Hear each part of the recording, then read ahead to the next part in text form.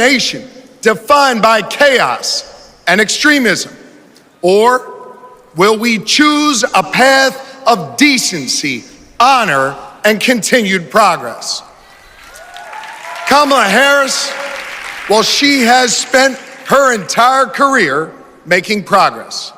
Donald Trump, a man with no guardrails, wants to take away our rights and our freedoms. And listen, while he cloaks himself in the blanket of freedom, what he's offering isn't freedom at all. Because hear me on this, it's not freedom to tell our children what books they're allowed to read. And he cloaks himself in the freedom of the American flag. Like, you might as well just be in a hardcore evangelical church of some kind.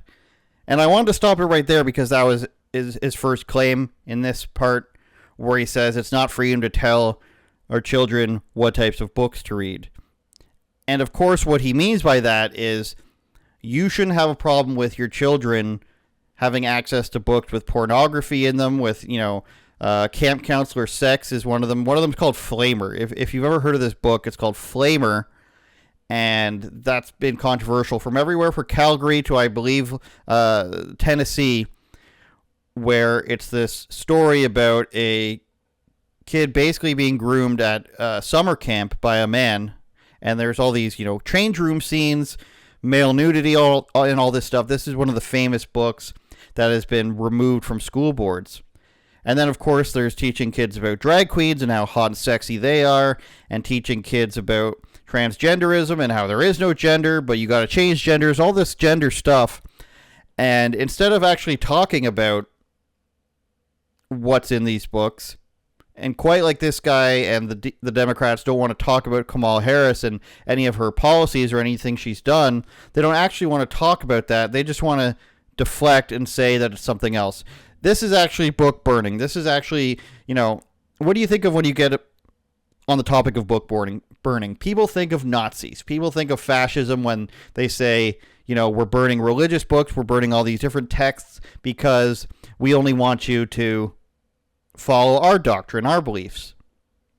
So they just invert that and say, if you don't want to follow our creepy doctrine and our beliefs, which involve men dressing up as women and showing nudity in books to your 11-year-old, for example, then you're book burning. You're actually doing the things the Nazis did. You're actually doing the things that the fascists did and the communists did, and that's bad. But we can't talk about what we're actually getting rid of here.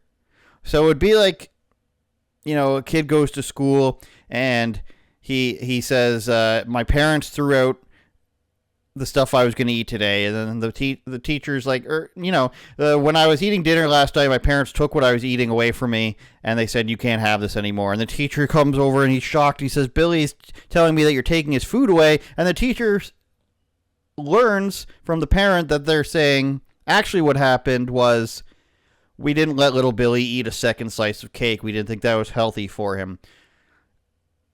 You can easily spin that to say you're taking food away from a child. He's not getting what he wants, and you're hurting him.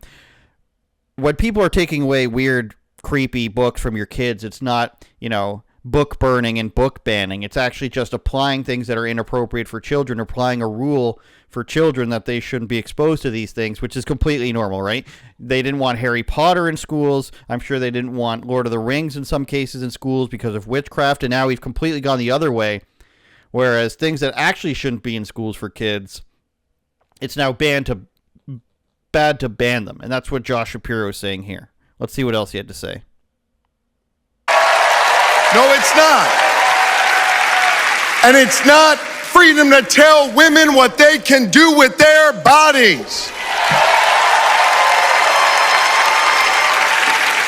And hear me on this, it sure as hell isn't freedom to say you can go vote, but he gets to pick the winner. That's not freedom.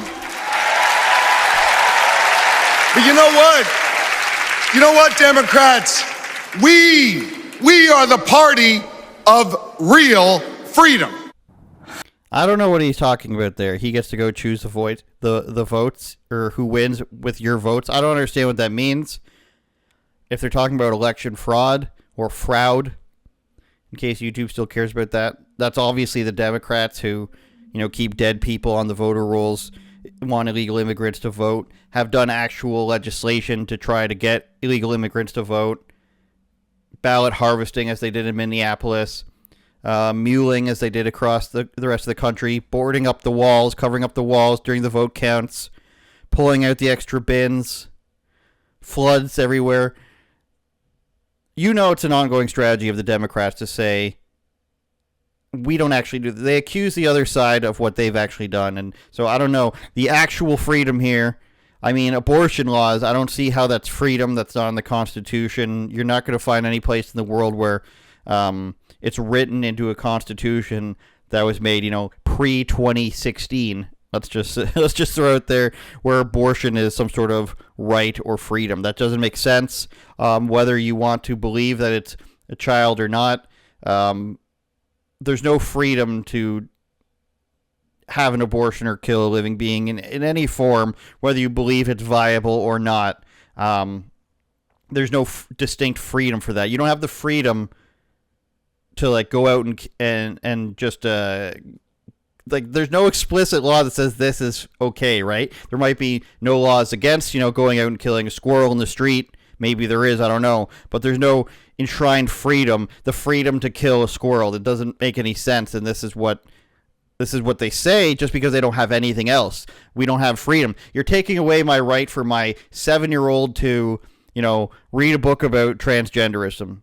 Okay, you might want to say that book's being taken away, and it's wrong to take that away, which I would disagree with, but it's not a freedom. There's no freedom there's a freedom of association. What comes after that is not a freedom to read a transgender book to a 6-year-old. You see what I'm saying? It's like they just conflate freedoms and constitutional rights all the time, and what it means is if you don't let me do anything that I want, anything at all, if I can't just do whatever I want and you disagree with it, then you're taking away my freedom.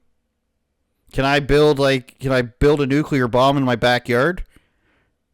Are you taking away my freedom if I do that? Maybe. I don't know. But this is the Democrats. This is how they conflate everything so that they don't actually have to talk about anything that they've done or anything they do. We're going to move on to AOC. And if you caught that last part about, Josh Shapiro, if you could even hear what he was saying, you could hear that he was doing this weird Obama-esque accent, Southern black guy accent. Very strange. And now AOC, we know how she sounds like a Valley girl, even though she's from New York, a rich place. What does Michael Knowles call her? I don't know. Ali Cortez? I don't remember. But Alex Cortez? I don't remember what he calls her. But this is AOC doing her best, Southern Baptist preacher voice. Because we know that Donald Trump would sell this country for $1 if it meant lining his own pockets and greasing the palms of his Wall Street friends. And I, for one, am tired of hearing about how a 2-bit union buster thinks of himself as more of a patriot than the woman who fights every single day to lift working people out from under the boots of greed, trampling on our way of life. What is this? And first of all, being against a union is not anti-American and anti-patriotic. Unions are largely very far left-wing and conduct shakedowns and take your money and take hardworking tradespeople's money and don't do anything for them with it. So I would wholeheartedly reject the idea that being against a certain union or any certain union is anti-patriotic. I'd love to hear the argument. But what is all this stuff and this and that? It's like they all did this course and cloaks and daggers.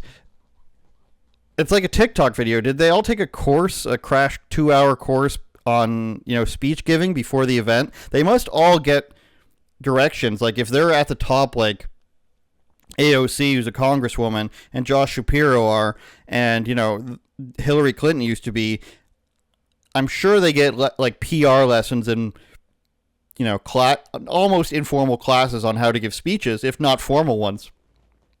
And they come out and they say, use these emotives, emulate what you're talking about. This 2-bit, quack, quack, quack, the Easter egg thing. And this is what it comes out as. It's completely unnatural, completely ridiculous. And everybody knows AOC doesn't talk like this normally.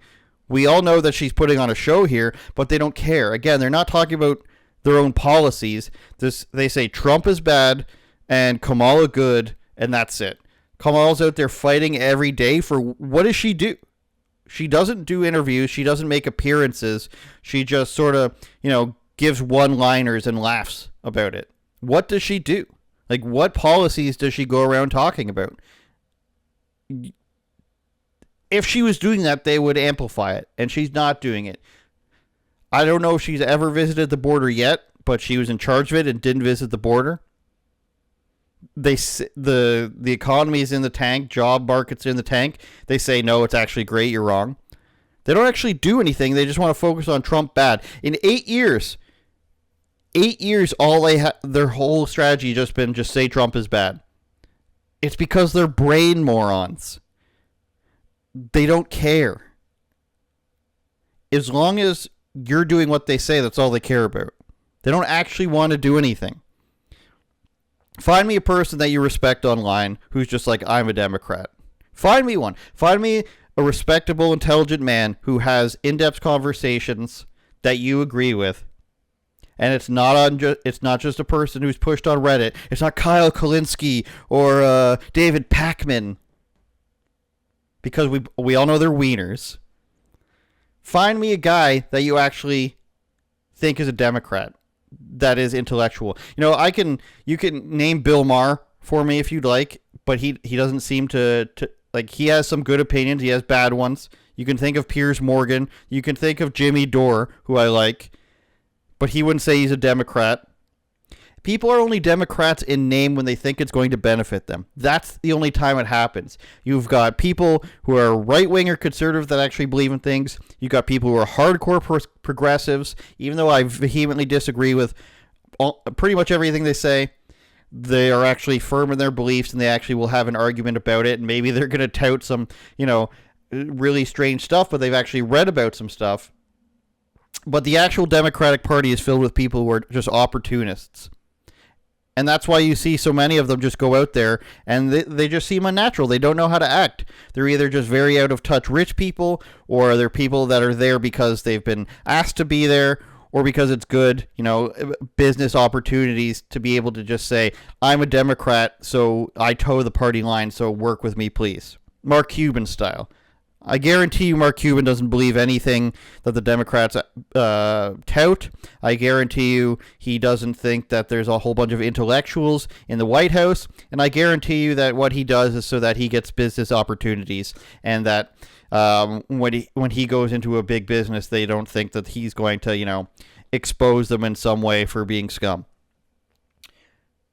There's nobody in the Democrats that you respect. I'm confident in saying that. Let's get back to AOC's, Sunday afternoon preach here.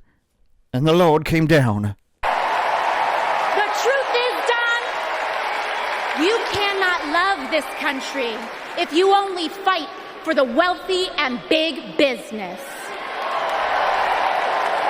To love this country is to fight for its people. Oh! Of course, Donald Trump didn't get shot or anything. He didn't, lower taxes for everybody. He didn't get higher jobs numbers for anybody. He didn't give a whole bunch of money to black universities. He didn't give a whole bunch of money to overwhelmingly black inner cities. He didn't do any of these things. But because, businesses were able to thrive under Trump, that's somehow a bad thing. What you want to do is give all your money to the unions, even though they wouldn't exist without the companies. It's a real give and take. You might say things are a little bit complicated, and AOC has no idea what she's talking about. AOC wants to come out here and she wants to further her own brand, because once she's gone, once she's out of office, just like Tulsi Gabbard, it's going to turn into podcast time. And it's going to turn into just it's going to be obvious that it was never about actual politics. It's going to turn into my celebrity and cut my life into pieces is my last resort. If you disagree with me, you're killing me, which is what they all do. Network, Jen Psaki, MSNBC, they never wanted to be in politics at all. They just wanted to be in the spotlight, and that's what's going to happen with AOC. Our third and final speech comes from, just a stand-up human being. Her name is Oprah Winfrey. Maybe you've heard of her. She's been influential in the way that, cult leaders have been on her show, and, alleged sex traffickers have been on her show.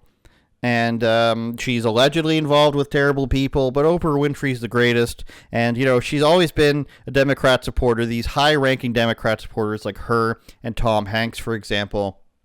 Again, there's not going to be any hardcore Democrats writing, World War II movies. They're not going to be able to put out real cinema like Tom Hanks has put out, because he's not actually a Democrat. He's just a fake guy who wants to be able to do business, and so he will say what he needs to say to whomever is in power. Oprah's the same way. Does Oprah Winfrey, who grew up as a poor black woman and struggled and made her crappy TV show into super successful one that every stay-at-home mother watched, does she and is probably a cutthroat business person? Is she actually a Democrat who believes in what they're saying? Of course not. She cares about money and power. Let's see what she had to say at the DNC. The redwood forests, love those redwoods, to the Gulf Stream waters. I've seen racism and sexism and income inequality and division. I've not only seen it, at times I've been on the receiving end of it.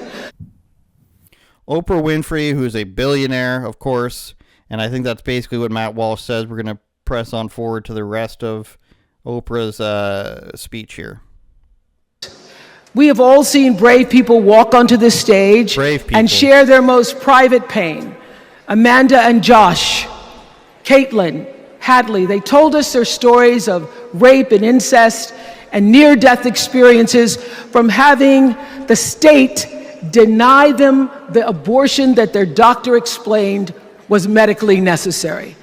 And they've told us these things for one reason, and that is to keep what happened to them from happening to anybody else. Because if you do not have autonomy over this, if you cannot control when and how you choose to bring your children into this world and how they are raised and supported, there is no American dream. So obviously that doesn't make sense, right? Was Oprah Winfrey against vaccine mandates? Was Oprah Winfrey against people losing their jobs for not getting vaccinated? Maybe she was, but she certainly didn't come out and say it, because that would have been huge news. So a complete hypocrite right off the bat, right? Like, you can look at that, and we only have to go back a couple years, which they want you to forget about. That's the only way they could win, is if you forget everything that's ever happened.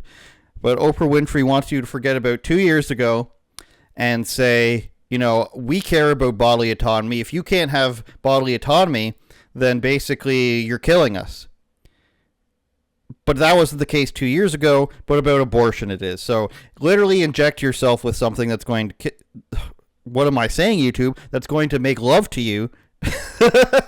Literally inject yourself with something so that you can keep your job. But if I can't have an abortion whenever I want it, it's the end of the world. And her statement there to say, to bring a child into the world whenever you want, that's just not scientifically the reality.